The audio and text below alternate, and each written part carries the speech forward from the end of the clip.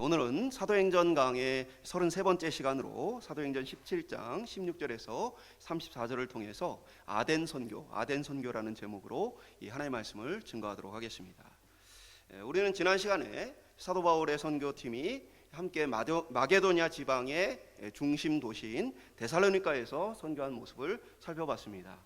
바울은 유대인의 회당에서 그들이 지금까지 유대인들이 기다려왔던 구약에 예언된 메시아 그리스도가 바로 예수님이시다라는 메시지를 전하였습니다. 많은 이방인들은 예수님을 믿고 바울을 따르게 되었지만, 그러나 유대인들은 그들의 종교적인 열심으로 분노하여서 불량한 사람들을 동원해서 바울을 잡아 물리적으로 해를 끼치고자 하였습니다. 결국 이제 데살로니가를 피해서 바울은 베레아라는 작은 도시로 도망하여서 그곳에서 말씀을 전하게 되었고, 베레아 사람들은 말씀을 듣고 받아들이는 것뿐 아니라 들은 것을 성경을 통해서 확인하고 그것을 점검하면서 더욱더 굳건하게 믿음을 갖는 모습을 살펴봤습니다. 그러나 결국 이 데살로니가의 유대인들이 베레아까지 추격해 와서 이 바울이 급하게 혼자 먼저 이 베레아를 떠나게 되어집니다. 그리고 성경은 홀로 아덴에 갔다라고 지난 우리가 읽은 본문에 기록이 되어 있습니다. 오늘 본문은 이 마게도냐라는 큰 이 지역을 떠나서 아가야라는 이제 새로운 지방으로 가게 되었고, 그 아가야에는 대표적으로 오늘 성경에 기록되어 있는 아덴, 그리고 우리가 잘 아는 고린도라는 두 개의 큰 도시가 이 아가야라는 지방에 있습니다. 오늘 이제 성경에 기록된 아덴이라는 이 지역은 우리에게 아테네라는 이름으로 더 잘 알려져 있는 도시입니다. 철학과 그리고 이성의 중심지인 곳이죠. 우리가 잘 아는 것처럼 이제 아테네는 이제 학문의 도시예요. 그래서 BC 6세기경에 솔론에 의해서 민주주의 제도가 기초를 놓고 시작된 것이 이 아테네입니다. 그래서 이제 학생들이 학교에서 서양사를 배울 때 또는 정치를 배울 때는 아테네에서 시작된 민주주의를 배우게 되어지죠. 그리고 이후에 BC 4세기에서 5세기 사이에는 우리가 잘 아는 소크라테스나 플라톤, 아리스토텔레스와 같은 굵직한 철학자들이 있었고, 또 그들의 많은 제자들이 있었던 위대한 철학의 도시이기도 합니다. 당시 로마 시대에 세계의 학문의 중심이 되는 도시가 있어요. 그래서 먼저는 말씀드린 것처럼 오늘날로 유럽 대륙 중에는 바로 이 아테네가 최고 학문의 도시입니다. 그 다음에 소아시아 지역에는 사도 바울이 살았던 길리기아 다소가 소아시아 전체의 최고의 학문 도시입니다. 그러니까 사도 바울이 내가 길리기아 다소에 나서라고 말할 때에는 그냥 내 고향이 거기다는 얘기가 아니라 내가 당대 최고의 도시에서 최고의 학문을 배웠다라는 얘기를 하고 있는 거예요. 그리고 북아프리카 대륙에서는 알렉산드리아라는 도시가 바로 이 학문의 중심이 되는 도시입니다. 철학이 발달하고 이성이 발달한 이 아테네에 사도 바울이 16절에 보면 가서 보니까 우상이 가득하더라. 어떻게 보면 전혀 어울리지 않는 조합이죠. 여러분, 철학이라는 건 뭡니까? 이성에 의해서 내 자신의 어떤 판단과 결정을 가지고 살아가는 그런 것을 얘기해요. 이성이 굉장히 발달했어요. 인간의 어떤 인본주의적인 그러한 이제 사상이 굉장히 발달한 곳입니다. 근데 인간 중심적인 그곳에 다른 지역보다 오히려 훨씬 더 많은 우상들이 있었다는 것은 사실 너무나 이상한 것이죠. 어떻게 이 민주주의와 철학이 발달한 그곳에 어느 지역보다 이성적인 것을 추구하는 지적인 사람들이 많은 도시에 이렇게 우상들이 많았을까? 어떻게 생각하면 이상한 것처럼 보이지만 사실은 전혀 이상하지 않아요. 왜냐하면 하나님께서 인간은 이성만으로 살 수 있도록 만드시지 않고 우리의 영혼에 의해서 하나님과의 영적 교제를 통해 살도록 만드셨기 때문에 아무리 인간이 이성이 발달해도 그 마음속에 있는 그 영혼에 대한 갈망을 인간이 떨쳐버릴 수가 없는 것입니다. 오늘날 과학과 기술, 어마어마한 이 지적인 업적을 이루어난 오늘 이 시대에 어떤 이들은 이렇게 사람들이 똑똑해지고 어떤 인간 중심적인 어떤 사상으로 채워지면 그럼 종교란 것이 없어질 거라고 생각을 했어요. 그러나 여전히 수많은 미신들과 판타지를 이 시대의 젊은이들이 추구하는 모습을 보게 되어집니다. 심지어는 요즘에 MZ 세대들이 무속신앙에 그렇게 많이 빠져 있는 모습을 보게 되어져요. 그리고 뭐 캐대언이라는 그러한 요즘에 그런 미디어 역시도 뭡니까? 무속신학을 바탕하고 있는 거죠. 사람들이 오늘날 사람들이 좋아하는 콘텐츠라고 말하게 되어지는 거예요. 그러니까 아무리 인간은 과학기술이 발달하고 지적으로 발달해도 인간은 영혼에 대한 갈급함을 떨칠 수 없는 것입니다. 그 말은 무엇이냐면 오늘 본문과 같이 우리의 시대 역시도 아무리 지적으로 발달하고 아무리 많은 것들을 행하게 되어지도 인간은 하나님에 대한 갈망, 영혼에 대한 갈망을 놓칠 수 없다는 거예요. 그렇기에 오늘 이 본문을 통해서 여전히 이 시대에 복음이 필요하고 우리가 복음을 전해야 한다는 사실을 함께 나눌 수 있기를 소망합니다. 첫 번째 한번 따라하겠습니다. 우상이 가득한 아덴. 16절에 보면 바울이 아덴에서 그들을 기다리다가 그 성에 우상이 가득한 것을 보고 마음에 격분하여. 그러니까 지금 상황이 급하게 도망 왔기 때문에 바울 혼자 먼저 온 거예요. 그리고 실라와 디모데는 합류를 하지 않았어요. 그래서 바울이 혼자 아테네에 도착했는데 아테네라는 도시를 처음 봤을 때 그 첫인상은 우상으로 가득한 것. 그래서 그것으로 말미암아 바울이 마음이 격분되었다라고 기록하고 있습니다. 그러니까 바울은 참담하고 답답함을 느낀 거예요. 하나님의 구원과 너무나 멀리 떨어져 있는 이 도시를 바라보면서 그 마음에 분노가 일어나게 됐던 것이죠.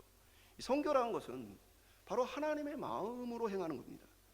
그런 면에서 바울이 바라본 아테네는 멸망의 도시였다.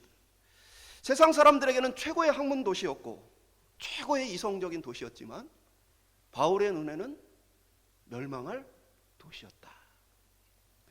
오늘 우리는 모든 것을 하나님의 눈과 마음으로 보기 위해 하나님께 은혜를 구해야 합니다. 그래야 우리가 살아가는 세상을 바르게 판단하고 살아갈 수 있어요. 세상에서는 높임과 존경을 받음에도 불구하고 이 믿음의 눈으로 하나님의 눈으로 보면 비참하게 멸망할 사람들이 너무나 많습니다. 반대로 세상의 눈으로 보면 너무나 안타깝고 불쌍한 사람처럼 보여지지만 하나님의 눈으로 보면 너무도 영광스럽고 위대한 사람들이 많이 있습니다. 바울 역시도 고린도전서 4장 9절을 통해 내가 생각하는데 하나님이 사도인 우리를 죽이기로 작정된 자 같이 끄트머리에 두셨으며 자신이 복음을 위해 당했던 많은 고난에 대해서 얘기하면서 하나님이 자신을 죽이기로 작정된 사형수처럼 찌꺼기처럼 두었다. 끄트머리에 두었다. 이게 무슨 얘기냐면 당시에 이제 사람들을 사형시키기 전에 사람들 앞에 쭉 데려가는 거예요. 그러니까 우리가 이제 어떤 잘못을 했을 때 사형을 통해 그 사람에게 형벌도 내리지만 동시에 그 형벌을 많은 사람들에게 공개함으로써 너희도 이러한 죄를 짓게 되어지면 이러한 형벌을 받게 될 것이라는 강력한 경고를 하게 되어 있는 거예요. 그러니까 사형수를 사람들 앞에 쫙 끌고 나갑니다. 그럼 모든 사람들이 이제 곧 비참하게 죽을 그 사람을 이렇게 바라보게 되어지는 거예요. 그러니까 사도 바울이 무슨 얘기를 하냐면 내가 왜 이 많은 복음을 위한 고난을 당했느냐. 하나님께서는 사람들이 보기에 사형수가 그 비참함 가운데 사람들에게 어떻게 보면은 끌려가는 것 같은 인간 중에 어떻게 보면 끄트머리, 사람의 인생 중에 참 그 마지막 그 말단과 같이 옛날 성경은 찌꺼기라고 표현했어요. 그러한 모습으로 자신을 세우셨다라고 얘기해요. 그러니까 세상 사람들이 보기에는 그렇게 고난을 당하고 어려움을 겪으며 어떻게 보면 정말 비참한 인생이 사도 바울의 인생이죠.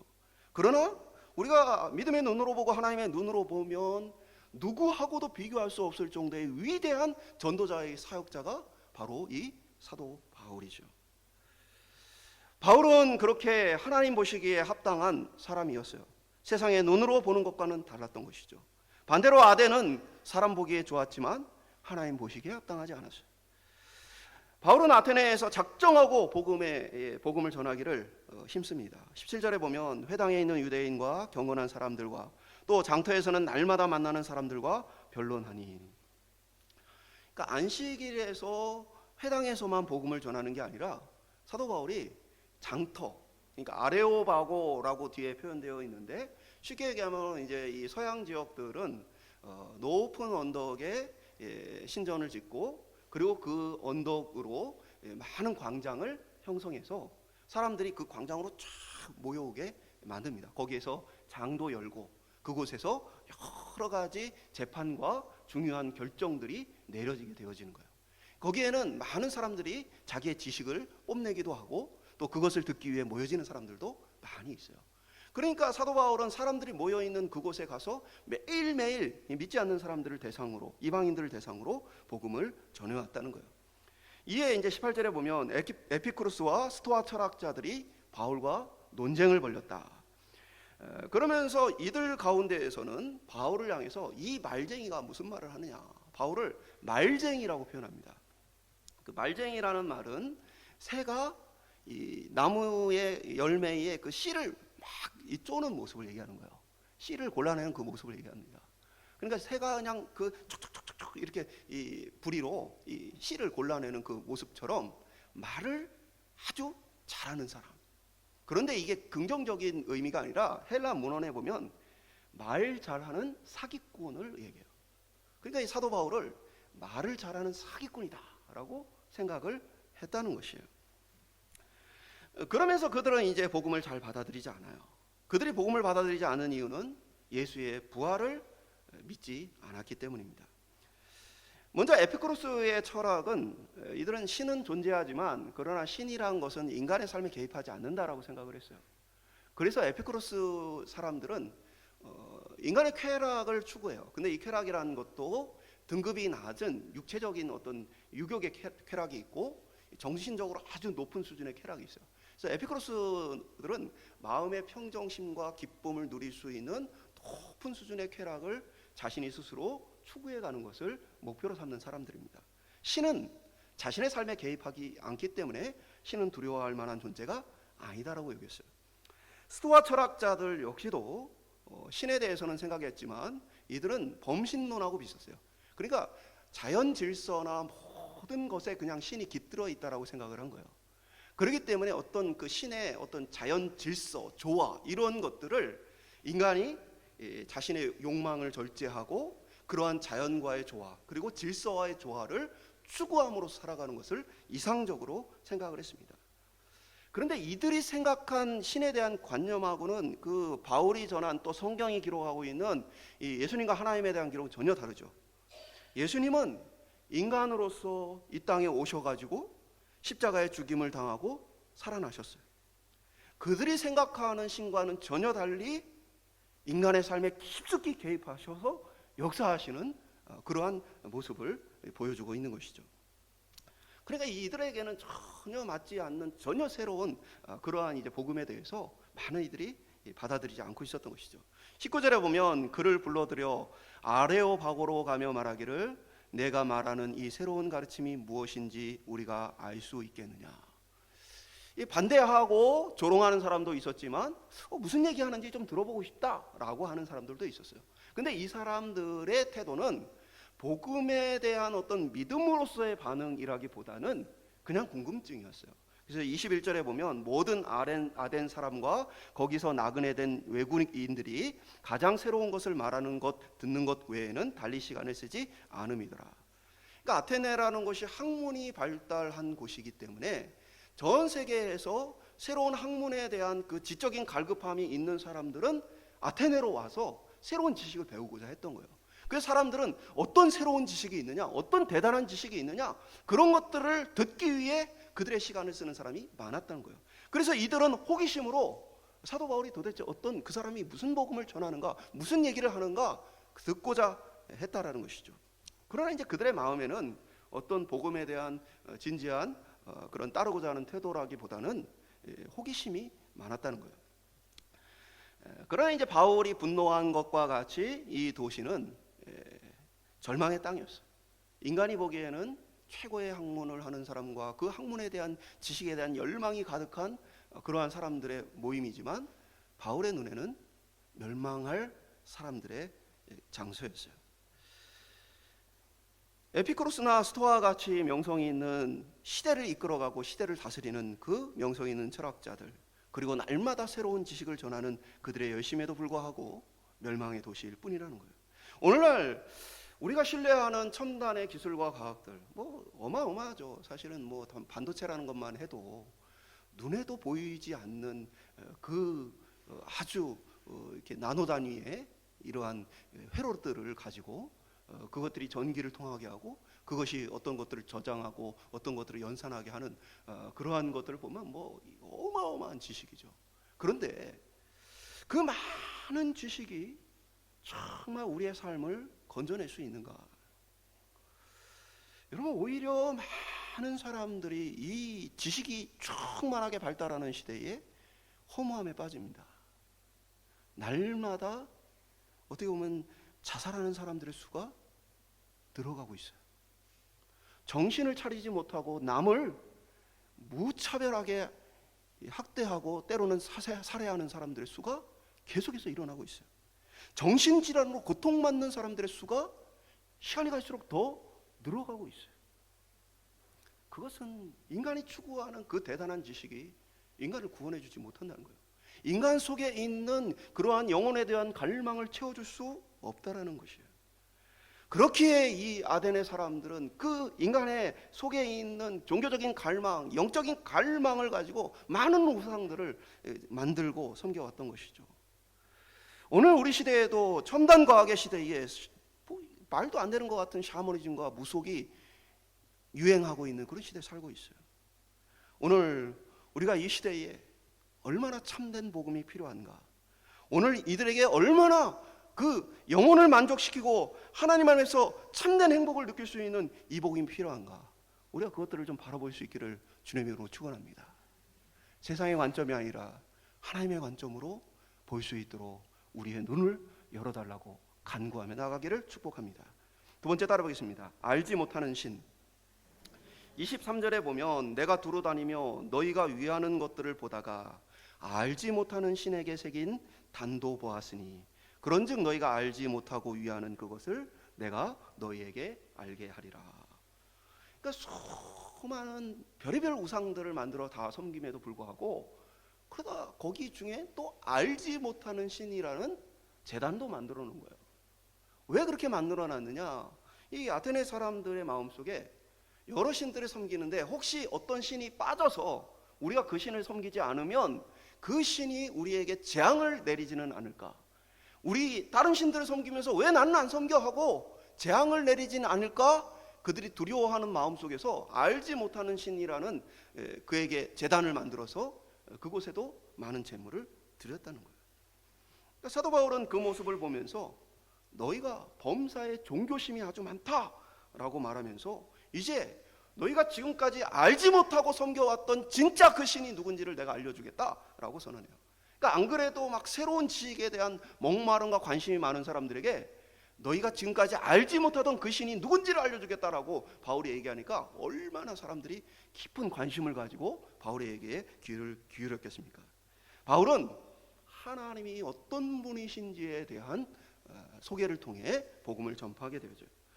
지금까지 이제 바울이 유대인들에게 복음을 전하는 방식은 무엇입니까? 유대인들은 구약 성경을 알고 구약의 하나님의 예언들을 알기 때문에 그 예언된 메시아 그리스도가 예수님이다라는 논리를 가지고 복음을 전해왔어요. 그러나 지금 이 광장에 있는 사람들은 구약 성경은커녕 하나님에 대해서 전혀 알지 못하는 이방인들이에요. 그렇기 때문에 이들에게는 그들이 보편적으로 알 수 있는 신, 참된 하나님은 어떤 분이신가를 소개함으로써 복음을 전파하게 되어집니다. 24절은 하나님은 우주와 만물을 창조하신 창조 하나님이시고 하나님은 또한 하늘과 땅을 다스리시는 주인이시다. 25절은 하나님은 무언가 부족해서 사람들에게 어떤 섬김을 받아야만 하는 분이 아니다. 26절은 하나님은 인류를 한 혈통으로 만드시고 그들의 연대와 경계를 정하시는 주인 되시는 하나님이시다. 쉽게 얘기하면 하나님의 창조와 섭리를 얘기한 거예요.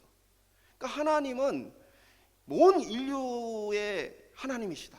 그래서 그들이 생각한 것처럼 특정한 나라, 특정한 장소, 특정한 지역에 각각의 그들은 여러 신들이 있다고 생각했어요. 그게 아니고 한 혈통으로 인류를 만드심이 그 모든 인류가 다 하나님의 자녀이고 하나님의 백성이다 라는 이야기를 통해서 이 복음을 전하게 되어집니다. 그런데 27절은 이는 사람으로 혹 하나님을 더듬어 찾아 발견하게 하려 하심이로되 그는 우리가 각 사람에게서 멀리 계시지 아니하도다. 그러니까 앞서 얘기한 창조와 섭리의 역사를 하나님께서 행하시는 이유가 뭐냐? 사람들로 하여금 하나님을 알게 하시기 위해서다. 그러니까 이런 거예요. 우리가 자연 만물을 바라보면서 와, 참으로 대단하다. 누가 이렇게 대단하게 만들었을까? 한번 생각해 보세요. 하늘에도 바다에도 땅에도 비슷한 것들이 있어요. 바다에도 코끼리가 있어서 바다 코끼리라고 불러요. 코가 길어서.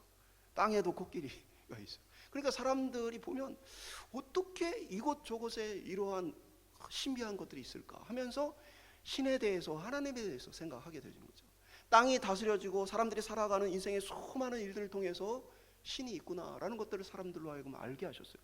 그래서 믿지 않는 사람들도 어려움에 처하고 막막한 일에 처하면 때로 신에게 도움을 구하는 그런 모습들을 보게 되어지는 거죠. 하나님께서 그들로 하여금 더듬어서 하나님을 알게 하시기 위해서 그 모든 것을 보이시고 나타내 주셨다. 그러면서 특별히 그 모든 것보다도 우리가 하나님을 알 수 있는 것이 우리 속에 있다라고 바울은 얘기합니다. 28절에 보면 우리가 그를 힘입어 살며 기동하며 존재하느니라. 너희 신 중에 어떤 사람들의 말과 같이 우리가 그의 소생이라. 당시에 아라투스라는 유명한 시인의 시를 인용한 거예요. 인간은 신의 소생이다. 신의 자녀들이다. 왜냐? 인간은 신을 닮았다는 거예요. 그러니까 성경도 얘기하죠. 우리를 하나님의 형상으로 지으셨어요. 하나님께서 세상의 모든 것들을 지으셨지만 그 중에서 특별히 인간은 자기 형상을 따라 지으셨어요. 그렇기 때문에 인간 자신을 통해서 하나님을 가장 잘 알 수 있는 거예요. 하나님께서 그렇게까지 하나님을 알 수 있도록 우리에게 역사하셨다. 바울은 얘기해요. 그런데 문제는 무엇이냐? 하나님을 알 수 있도록 찾도록 하셨지만 인간은 죄로 인해서 그 눈이 어두워서 하나님을 찾을 수 없다는 거예요. 그래서 사도 바울 역시도 뭐예요? 더듬어서 찾는다라는 표현을 썼죠. 눈이 보이지 않으니까, 앞으로 알 수 없으니까 그냥 더듬어서 무언가를 알 수 있는, 무언가를 찾아내야 하는 인간의 모습을 이야기하고 있는 거예요. 29절은 이와 같이 하나님의 소생이 되었은즉 하나님을 금이나 은이나 돌에다가 사람의 기술과 고안으로 새긴 것들과 같이 여길 것이 아니라. 인간의 문제는 무엇입니까? 눈이 어두워졌어요. 보이지 않아요. 그런데 뭔가를 더듬어서 찾다 보니까 뭡니까? 잘못된 것들을 찾는 거예요. 돌이나 금이나 은이나 자연의 대단한 것들이나 이러한 것들을 하나님인 줄 알고 잘못 섬기는 거예요. 온갖 미신과 우상을 만들어내는 인간의 모습을 이야기하는 것입니다. 우리의 시대에도 마찬가지고 또 과거에 보면 그런 일들이 많았죠. 큰 나무가 있으면 그 나무를 뭡니까? 우상으로 섬겨요. 성황당 만들고 그 나무에 이것저것 걸어서 거기에다 절하고 섬깁니다. 우리나라만 그렇습니까? 성경에 보면 아브라함이 뭡니까? 상수리 나무 아래라는 표현이 쓰죠. 그 상수리 나무라는 것이 당시의 사람들에게는 아주 크고 화려하면 우상적인 그런 의미를 가지고 있었던 거예요. 대단한 종교적 의미를 갖고 있었던 것이죠. 그러니까 그러한 인간이 하나님을 알지 못함으로 하나님 아닌 다른 것들을 자꾸 영적으로 찾고 의지하는 모습들이 있다라고 말하는 것입니다. 영적인 무지 상태에, 영적인 소경의 상태에 놓여 있다라고 말하는 거예요. 그러나 성경은 로마서 3장 10절과 11절에 기록된 바 의인은 없나니 하나도 없으며 깨닫는 자도 없고 하나님을 찾는 자도 없고. 하나님은 하나님을 찾을 수 있도록 했지만 그러나 눈이 어두우니까 하나님을 제대로 찾지를 못하는 거예요. 그래서 하나님께 제대로 찾아오는 자가 없다라는 얘기예요. 하나님을 알만한 것이 마음속에 있지만, 그리고 하나님께서 창조와 섭리로 또 인간을 통해서 수많은 외적인 증거를 주었지만 소경이 인간은 절대로 하나님을 찾을 수 없고 만날 수 없음을 성경은 이야기해주고 있는 겁니다. 그러니까 바울은 이야기를 하는 거예요. 많은 지식과 많은 노력과 많은 것들을 통해 하나님을 만날 수가 없었다라는 얘기를 하는 겁니다. 세 번째 한번 따라하겠습니다. 회개하라 하셨으니. 그러나 이 사도 바울은 이제 이 소경계 시대, 이 무지의 시대가 끝났다라는 선언을 하게 되어져요. 30절에 보면 알지 못하는 시대는 하나님이 간과하셨거니와 이제는 어디든지 사람에게 다 명하사 회개하라 하셨으니. 그러니까 복음 전하기 전에는 하나님께서 뭐예요? 관가하셨다는 건 관대하게 대우하다는 의미를 갖고 있는 거예요. 그러면 복음이 전해지지 않은 곳의 사람들은 하나님께서 관대하게 그들을 복음이 없었으니까 천국으로 이끄셨느냐, 그 얘기를 하는 게 아니에요. 그 관대하다는 표현은 하나님의 복음을 듣고도 믿지 않는 자들에 대한 형벌보다는 듣지 못한 자들에 대해서 하나님께서 관대하게 처분하신다는 의미를 갖고 있는 거예요. 그러니까 오늘 우리는 예수 그리스도의 이 복음을 들을 수 있는 시대, 그것을 믿음으로 살아갈 수 있는 시대에 태어나고 부름을 받았다는 건 어마어마한 축복이에요. 우리의 조상들을 비롯해 수많은 세대와 수많은 지역에 있는 이들이 복음을 듣지 못했던 그들에게는 하나님께서 복음을 듣고도 거부한 자들에 비해서는 관대하게 처분하시지만, 그러나 그들에게 구원이 있는 것은 아니라는 사실이에요. 성경은 분명하게 요한복음 14장 6절을 통해서 예수께서 이르시되 내가 곧 길이요 진리요 생명이니 나로 말미암지 않고는 아버지께로 올 자가 없느니라 분명히 선언합니다. 나를 통하지 않고는 하나님께로 올 자가 없다. 예수 그리스도 외에는 다른 구원의 길이 없다라는 것을 분명하게 선언해주고 있어요. 그런데 이제 바울은 얘기하는 거예요. 바로 그 예수 그리스도와 하나님의 복음이 이제는 너희들에게 선포됐기 때문에 이제 더 이상 소경의 시대와 어떻게 보면 무지의 시대는 끝났다. 너희는 이제 하나님 회개하라 명하셨다라는 메시지를 전하게 되어진 것입니다. 31절에 보면 이는 정하신 사람으로 하여금 천하를 공의로 심판하는 날을 작정하시고, 왜 회개를 해야 되느냐?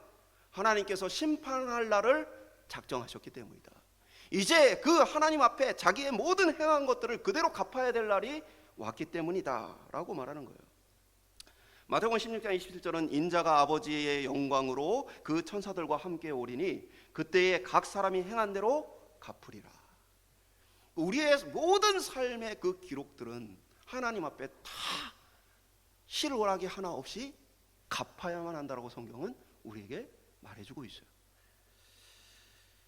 성경은 이 땅에 있는 사람은 어느 누구 하나 할 것 없이 다 죄인이라고 말해주고 있습니다. 로마서 3장 23절은 모든 사람이 죄를 범하였으며 하나님의 영광에 이르지 못하더니 라고 말합니다. 사람들이 생각하는, 세상 사람들이 생각하는 죄와 성경이 말하는 죄는 많은 차이가 있어요. 여러 가지 표현을 할 수 있지만 간단하게 표현하면 죄라는 단어 자체는 관역, 목표에서 벗어났다는 뜻을 가지고 있습니다. 하나님께서 인간을 창조하셨을 때는 선하게 창조하셨어요. 그런데 그 선함으로부터 벗어나거나 모자라게 되어지면 그것이 바로 죄예요. 인간의 악한 마음, 악한 행동, 악한 의도가 다 죄예요. 그리고 무엇보다 하나님께서 인간을 창조하신 본질적인 목적은 하나님과 교제하며 하나님께 영광을 돌리도록 창조하셨습니다. 이게 인간을 창조한 본질적인 목적이에요. 그렇기 때문에 하나님과 교제하지 않고 하나님을 영화롭게 하지 않는 자들은 뭐요? 가장 큰 죄인이에요.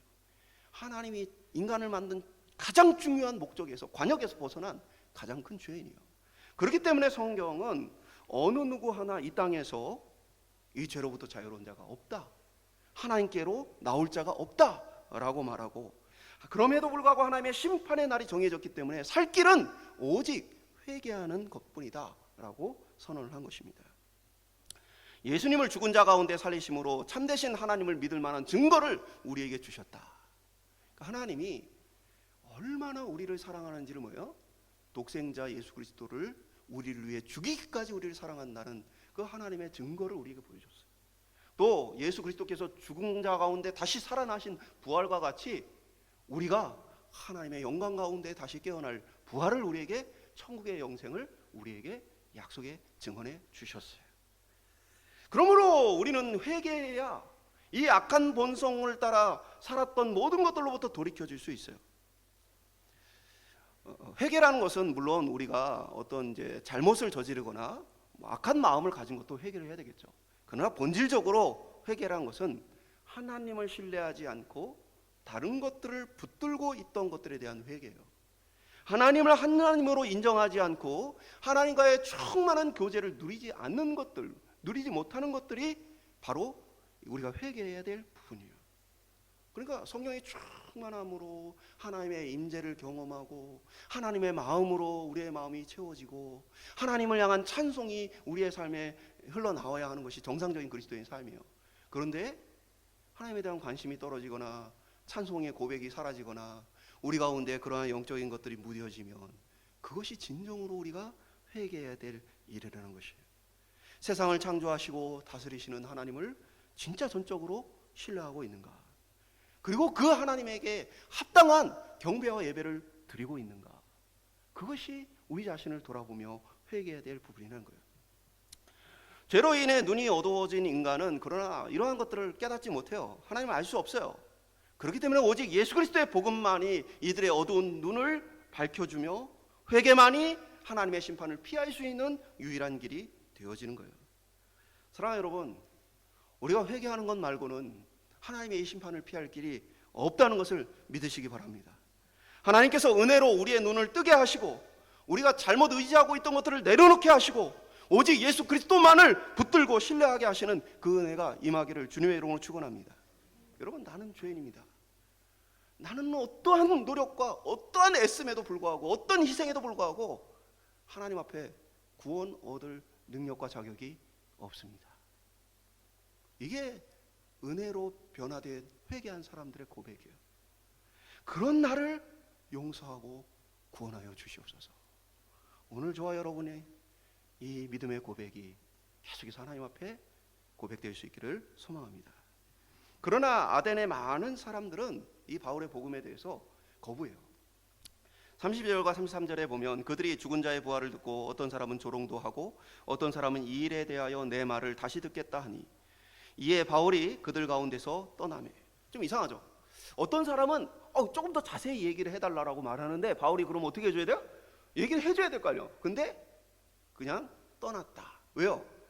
그들이 더 듣고자 하는 것은 뭡니까? 지적인 욕구를 위한 것이지 믿음으로서 일어나는 반응이 아니었기 때문이에요. 그래서 바울은 많은 사람들의 조롱을 받으며 많은 사람들이 예수님을 믿지 않은 그런 안타까운 상황 속에서 이 아테네를 떠나게 되어져요. 34절에 보면 몇 사람이 그를 가까이하여 믿으니 그 중에 아레오바고 관리 디오누시오와 다말이라 하는 여자와 또 다른 사람들도 있었더라. 그러니까 사도 바울이 지금 어느 도시에 가면요, 그 도시에 수많은 사람들이 예수님을 믿고 회심하게 되어져요. 그 너무나 많은 사람이 회심해서 우상 만드는 사람들이 막 걱정하고 이 도시 전체가 시끌시끌한 일들이 일어날 정도로 이 복음의 역사가 나타나요. 근데 이 아테네에서는 소수의 사람들만이 바울을 따라 복음을 받아들이고 대부분의 사람들은 비웃고 조롱하거나 그냥 지적인 어떤 것으로 여겼다라고 말하고 있는 거예요. 어떻게 보면 이들이 가지고 있는 육신적인 생각과 그 한계로 인해서 이 복음이 거부된 것이죠. 그러니까 당시의 헬라의 이 철학은 기본적으로 인간의 육신을 불쾌하고 더러운 것으로 봅니다. 그래서 이 인간의 어떤 욕심과 죄가 일어나는 것은 육체 때문이라고 생각을 해요. 그리고 인간이 자유롭지 못한 것도 육체 때문이라고 생각합니다. 그렇기 때문에 인간이 죽어서 육체와 영혼이 분리가 되어지면 육체라는 감옥으로부터 해방된다고 봤어요. 그게 이제 이 당시 이 지역의 사람들의 생각이에요. 그런데 예수님이 부활해서 그 육체가 다시 살아났다라는 이 표현은 이게 더 나빠졌는데? 라고 생각합니다. 말도 안 되는 얘기인데? 라고 이들은 받아들인 거예요. 그들은 그들의 어떤 편견과 생각으로 인해서 이 복음을 거부하게 되므로 아테네에서 많은 사람들이 복음을 받아들이지 않습니다.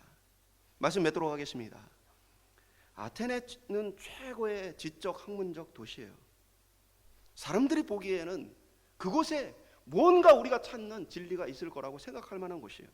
그러나 그곳에 있는 사람들은 영적으로 허무함에 빠져 있고 충족되지 못한 것으로 살아가는 사람들입니다. 그렇기에 뭡니까?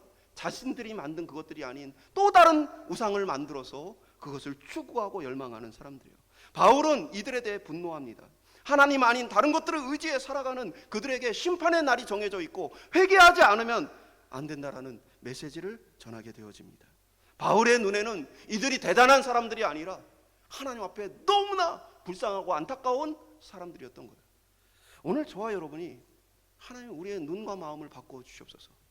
우리의 눈과 마음을 새롭게 하여 주시옵소서. 사람들이 보는 눈이 아니라 하나님이 보는 눈으로 바라보게 하시고, 그것을 통해 영혼을 불쌍히 여기고 긍휼히 여기고 안타깝게 여기는 마음들을 우리에게 허락하여 주시옵소서. 오늘 우리의 세대가 이런 아테네 같은 모습 아닙니까? 사람들은 돈을 의지하고, 사람들은 그런 새로운 지식과 정보를 의지하고, 사람들은 인간이 만들어낸 대단한 것들을 기대하며 그들의 삶이 훨씬 더 나아질 거라고 기대합니다. 그러나 결과는 인간의 정신은 점점 더 피폐해져 가고, 수많은 정신적인 질병과 자살과 상대를 향한 많은 공격들로 이 세상에서 채워져 가는 모습을 보게 되어져요. 예수 그리스도의 참된 복음, 하나님의 영적 회복 말고는 이 땅이 변화될 것은 없습니다.